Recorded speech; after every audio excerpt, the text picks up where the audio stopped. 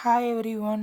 நம்ம இன்றைக்கி பார்க்க போகிற டாபிக் என்னதுன்னா சாப்டர் 1ல் பானை தொழில்நுட்பம்ன்ற டாபிக் தான் பார்க்க போகிறோம். ரொம்ப இம்பார்ட்டண்ட்டாக ஒன்று நல்லா பார்த்துக்கோங்க. பானை என்பது களிமண் வகையை கொண்டு மனிதரால் செய்யப்படும் ஒரு பொருளாகும். பானைன்றதை நம்ம இதை வச்சு பண்ணுவோம்னா களிமண்ணை வச்சு தான் பண்ண முடியும். மிக பழங்காலத்திலேயே மண்பாண்டங்கள் செய்யும் நுட்பங்கள் கண்டறியப்பட்டன. அந்த காலத்தில் நிறைய இன்ஸ்ட்ருமெண்ட்ஸ்லாம் கண்டுபிடிச்சிட்டாங்க மண்பாண்டம் செய்கிறதுக்கு. மண்பாண்டம் செய்பவர்களை குயவர் என்று அழைப்போம். மண்பாண்டம் செய்கிறவங்கள குயவர்னு அழைப்பாங்கன்னா. பானை தொழிலின் பல நிலைகள். பானை தொழில் எப்படி செய்கிறாங்கன்ற இது வந்து தெரிஞ்சுக்கோங்க. ரொம்ப இம்பார்ட்டண்டானது. முதல்ல களிமண் வேணும். நல்ல தரமான களிமண் தேர்வு செய்து சேகரிக்கப்படுகின்றது. களிமண்ணில் தண்ணீர் சேர்த்து பிசைந்து மென்மையாக்கப்படுகிறது. முதல்ல களிமண் வந்து நல்ல களிமண் எடுத்துக்கணும். அதில் வந்து தண்ணீர் தெளித்து அதை வந்து பிசைந்து மென்மையானதாக ஆக்கிக்கணும். நெக்ஸ்ட்டு வடிவமைத்தல். அதை வந்து வடிவமைச்சுக்கணும். நெக்ஸ்ட்டு சக்கரம் அல்லது கையால் பானையின் வடிவம் உருவாக்கப்படுகிறது. சக்கரத்தில் வச்சுட்டு நீங்கள் போத்துப்பீங்க பாட்ரி இதெல்லாம் போனீங்கன்னா பானை எப்படி செய்கிறாங்கன்னு பார்த்தீங்கன்னா தெரியும். சக்கரம் வச்சுருப்பாங்க. அவங்க வந்து இந்த மிஷினில் வச்சு இந்த மேலே வச்சு இது பண்ணுவாங்களா அந்த தான். அல்லது கையில் வந்து செய்வாங்களாம் பானையை. உலர்த்துதல். உருவாக்கிய பானையை வெயிலில் உலர்த்தப்படுகின்றன. சக்கரத்தில் செஞ்சு முடித்தோடனே அந்த பானையை வந்து வெயிலில் வந்து காய வைப்பாங்க. ஏன்னா அது வந்து ஸ்ட்ராங்காக நிற்கணுன்றதுக்காண்டி வெயிலில் காஞ்ச வச்சுட்டு அதுக்கப்புறம் சுடுவாங்களாம். உறவைக்கிய பானைகளை உலர்த்திய பிறகு அடுப்பு அல்லது சூளையில் சுடுகின்றனர். அடுப்பு அல்லது சூளையில் வந்து சுட்டெடுப்பாங்களாம். தீயில் இது பண்ணி சுடுவாங்களாம் பானையை.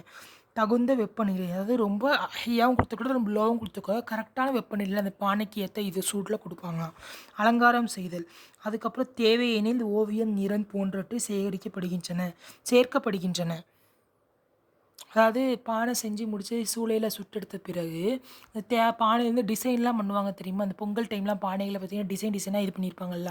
அந்த மாதிரி நமக்கு வேணும்னா டிசைன்ஸு ஓவியம் ஏதாவது வரையணும்னா வரைஞ்சி இது பண்ணுவாங்களாம். அதுக்கப்புறம் நமக்கு தேவைன்னா யூஸ் பண்ணிக்கிடுவோம். இல்லைனா விற்கணுன்னா விற்கிற இடத்துக்கு வந்து அனுப்பிவிடுவாங்களாம். இவ்வளோதான் ஃப்ரெண்ட்ஸ். ஒரு பானையை வந்து தொழிலில் எப்படி தொழில் பல நிலைகள் என்னன்னு சொல்லி பார்த்தாச்சா இவ்வளோ தான். இது எக்ஸாமில் இருந்தால் இந்த ஹெட்டிங் போட்டு இந்த கொஸ்டினை எழுதிடுங்க. நெக்ஸ்ட்டு சொல்கிறேன். மண்பானைகள் பலவிதமான முறைகளை பயன்படுத்தி உருவாக்கப்படுகிறது. அவற்றின் குயவரின் சக்கரம் குயவரின் திருவரை முறை முக்கியமானதாகும்.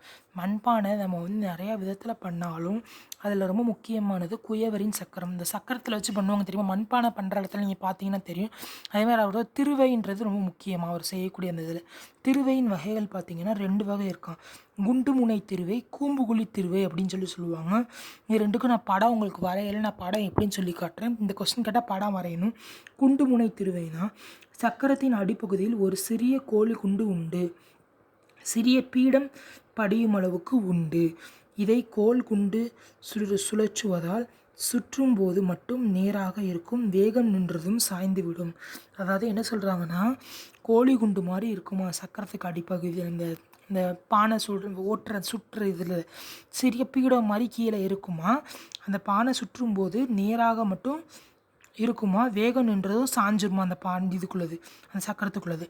அதான் குண்டு குமிழி திருவை அப்படிங்காங்க. பானையின் மேல் பகுதி வட்டமாகவும் ஒழுங்காகவும் நிறுத்தி அமைக்கும் முறையே குண்டு முனை திருவை. பாண்டையோட மேல் பகுதியை வந்து வட்டமாகவும் ஒழுங்காகவும் திருத்தி அமைப்பாங்க தெரியுமா? கரெக்டான பொசிஷன்லேருந்து இது பண்ணுறது பானையோட இதை. அதான் வந்து குண்டுவினை திருவைங்காங்க. கூம்புகுழி திருவைனா மேல் சக்கரத்தின் கீழ்ப்பகுதியில் பம்பரம் போன்று கூம்பும். பம்பரம் மாதிரி இருக்குமா கீழே சுற்றி தட்டை வளையமும் தட்டை மாதிரி இருக்கும் ஃப்ளாட்டாக. கருங்கல் பகுதியும் உள்ளது. கருங்கற்களாக இருக்கும். அது அப்படியே பொருந்துமாறு கூம்புகுழி கீழே இருக்கின்றது. அப்படி கூம்புகுழி கீழே இருக்குமா. இக்குழியை சுற்றலாம். திருவை சாயாது. அதில் என்ன சொன்னாங்க? திருவை வந்து சாய்ந்து விடும்னாங்க. இதில் வந்து திருவை வந்து சாயாது அப்படிங்காங்க. இதான் ரெண்டுக்குள்ள வித்தியாசம் என்னன்னு சொல்லி பார்த்துக்கோங்க. அவ்வாறு திருவை முன்னுரை இரு கண்களில் அமர்ந்து மண்வனைவாங்க. அவர் மனைவி எதிரே தரையில் அமர்ந்து திருவையை சுழற்றி கொண்டே இருப்பார். அவங்க ஒய்ஃப் வந்து இடையில அந்த பானை குயவர் செய்கிறாங்கல்ல, அவங்க வந்து குயவர் ஒய்ஃப் வந்து இடையில வந்துட்டு அந்த திருவையை வந்து சுழற்றி கொண்டே இருப்பாங்களாம். கூம்புகுழி திருவையில் பொறுத்த அளவு மண் வைக்கலாம். எவ்வளோ மண்ணாலும் வச்சுக்கலாம். ஆனால் குண்டு முனி திருவையில் வந்து சிறிதளவு தான் வந்து மண்ணை வைக்க முடியுமா அந்த குயவர் யூஸ் பண்ணுறதுல. நெக்ஸ்ட்டு களிமண்ணின் கனிமங்கள்னால் அதில் இருக்கக்கூடிய எலமெண்ட்ஸ். களிமண் இந்த பானை செய்கிற களிமண்ணில் இருக்கக்கூடிய எலமெண்ட்ஸும் ஒரு மண்ணுன்னு எடுத்துக்கிட்டால் நிறைய எலமெண்ட்ஸ்ன்னு சொல்லுவோம்ல, அந்த இதுதான். முதன்மை களிமண்ணானது வெண்களி மண், கயோலைட் அப்படிம்போம். இவற்றின் கீழ்கண்ட பொருட்கள் உள்ளது. 40% அலுமினியம் ஆக்சைடு இருக்கான், 46% சிலிக்கான் ஆக்சைடு இருக்கான், 14% தண்ணி இருக்கான். களிமண் வகைகள். முதல்நிலை களிமண். இதில் எந்தவித வண்டல படிவங்களும் கலந்திருக்கவில்லை. தேவையில்லாத வண்டல பதிவுகள் எதுவும் கலந்திருக்கல அப்படிங்காங்க. இது கனமானதும் அடர்த்தியானதும் தூய்மையானதும் ஆகும். இந்த முதல்நிலை களிமண்னா என்னது? இது பெறப்பட்ட பாறையின் இடத்தில் காணப்படுகின்றன. நம்ம எந்த இடத்துல எடுத்தோமோ அந்த பாறை இடத்துல இது கிடைக்கிது அந்த களிமண். நெக்ஸ்ட்டு இரண்டாம் களிமண்.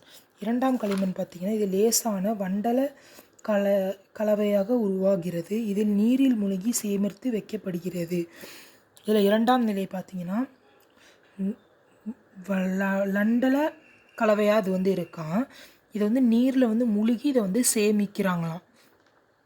சேமித்து அதை நம்ம வச்சுக்கிறோமா. நெக்ஸ்ட்டு முதன்மை களிமண்ணை விட நுண்ணியதாகவும் லேசானதாகவும் இருக்கிறது. ஃபஸ்ட்டு உள்ள முதல்நிலை களிமண்ணை விட இது ரொம்ப நுண்ணியதாகவும் லேசானதாகவும் இருக்குது அந்த இரண்டாம் நிலை களிமண். நெக்ஸ்ட்டு கருப்பு சிவப்பு பானைகள். இது ரொம்ப இம்பார்ட்டண்டானது. இதில் மூலப்பொருள் பார்த்திங்கன்னா ஒரு ஆய்வின் கருப்பு சிவப்பு நிறம் பானை ஓடுகளின் கருப்பு நிறத்திற்கு காரணம் இரும்பின் தாது பொருட்கள் ஹேமடைட் என்பதையும் கருப்பு நிறத்திற்கு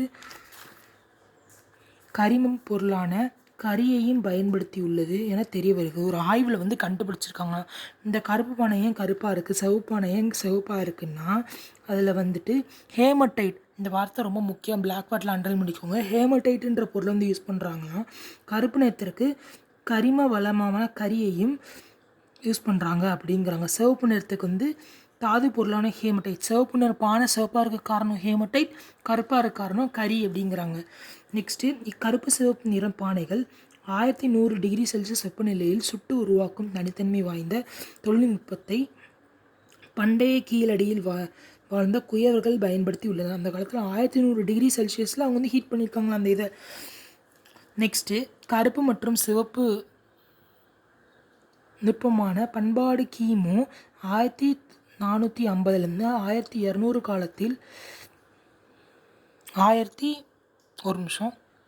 கருப்பு மற்றும் சிவப்பு மண்பாண்ட பண்பாடு கிமு கிறிஸ்து பிறப்பதுக்கு முன்பு 1450 கிமு 1200 காலத்திலிருந்து பிந்தைய வெண்கல காலத்திற்கும் இரும்பு காலத்திற்கும் துவக்கத்தில் வட இந்தியா மற்றும் மத்திய இந்தியாவில் தோன்றிய ஒரு பண்பாகும். அப்படிங்க அந்த கருப்பு சிவப்பு பாண்டா எப்போ தோன்றுச்சு அப்படின்னு சொல்லி கொடுத்துருக்காங்க. இந்த இதெல்லாம் உங்கள் புக்கில் கொடுத்துருக்கிறத தான் நான் எழுதியிருக்கேன். இந்த இது அப்படி ஒரு சில பாயிண்ட்ஸு. அதோட டவுட்டாக இருந்ததுன்னா என்னன்னு சொல்லி பார்த்துக்கோங்க வேறு ஏதாவதுன்னா. இப்போ அடுத்து கார்பன் நானோ குழாய்கள். இது என்னன்னு சொல்லி உங்கள் ஹெட்டிங் கொடுத்துருக்காங்க இப்படின்னு சொல்லி பார்ப்போம். பானை ஓடுகளின் உட்புறத்தை வேதியியல் பகுப்பாய்வு உட்படுத்தி பார்த்தபோது அதன் கருப்பு வண்ணப்பூச்சியின் காரணம் நானோ குழாய்கள் இருக்கின்றது அப்படின்னு கண்டுபிடிச்சிருக்காங்க. ஒன்றும் இல்லை, இந்த பானையோட ஓடை வச்சு உட்புறத்தை வேதியியலில் பகுப்பாய்வு பண்ணாங்களாம். பகுப்பாய்வு பண்ணும்போது பானையோட ஓடை வச்சு அதோட கருப்பு வண்ணப்பூச்சிக்கு காரணம் கார்பன் நானோ குழாய்கள் அப்படின்னு சொல்லி சொல்கிறாங்க. அதுக்கு தான் கார்பன் நானோ குழாய்கள்ன்ற ஹெட்டிங்கே உங்கள் புக்கில் கொடுத்துருக்காங்க என்பது உறுதிப்படுத்தப்பட்டது. அந்த கருப்பு வண்ணம் குறையாமல் பளபள என இருக்க காரணம் கார்பன் நானோ குழாய்கள் என்று கீழடியில் கிடைத்த ஆராய்ச்சியில் கணிக்கின்றன. அந்த கீழடி அகலாய்வில் கண்டுபிடிச்சிருக்காங்களாம். அந்த மாதிரி கணிக்கிறாங்களாம். கார்பன் நானோ குழாய்கள் அந்த கருப்பு பாண்டங்கள் இருக்குது, அதனால தான் பளபளன்னு இருக்குது அப்படின்னு சொல்லி அது போகாமல் அந்த கலரு அப்படிங்காங்க. நெக்ஸ்ட்டு பாண்டங்களின் கீறல் குறியீடுகள். குயவர் முத்திரை ஒரு மரத்தாலான சுத்தியலை பயன்படுத்தி இதன் இரு முனைகளில் ஏதேனும் பூ வடிவம் செதுக்கப்பட்டிருக்கும் பாண்டங்கள் சரியான அளவில் உலர்ந்த நிலையில் சுத்தியலால் வரிசையாக தட்டி கொண்டே வந்தால் சுத்தியலின் முனையில் உள்ள பூ வரிசையாக விழும். இந்த முத்திரை பானை அலங்கரிக்க உபயோகிப்பர். ஒன்றும் இல்லை, குயர்கள் ஒரு சுத்தியல் மாதிரி வச்சுருப்பாங்களாம். அதை வச்சு அந்த பானையில் பூ மாதிரி டிசைன்ஸ் மாதிரி பண்ணுவாங்க. நான் ஆல்ரெடி சொன்னோம்ல, பானையை கடைசி அலங்கரிப்பாங்கன்னு, அந்த இதை தான் சொல்லியிருக்காங்க குயர் முத்திரை அப்படின்னு. நெக்ஸ்ட்டு எழுத்து கீறுவது.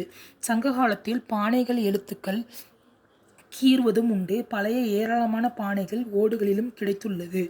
எழுத்துக்களை பானைகளில் நிறைய எழுதுவாங்க தெரியுமா? இந்த ஆர்கியாலஜிலாம் கண்டுபிடிப்பாங்க தெரியுமா, அந்த எழுத்துக்கள் பழங்காலத்து எழுத்துக்கள்லாம் கண்டுபிடிச்சேன் அப்படின்னு சொல்லி அந்த தான் தமிழி அப்படிங்குவாங்க. கீரல் குறியீடுகளுக்கு அடுத்து கிடைக்கப்பெற்ற குறியீடு தமிழி பிராமி எழுத்துக்கள் வடிவமாகும். இந்த கீரல் குறியீடு சொன்னோம்னா பானைகளில் நம்ம எழுதுகிற எழுத்துக்கு அதுக்கப்புறம் கண்டுபிடிச்சது தமிழிங்காங்க. இதை வந்து தமிழி அப்படின்பாங்க. தமிழ் பிராமின்ற எழுத்துக்கு வடிவத்தை தமிழி அப்படிங்குவாங்க.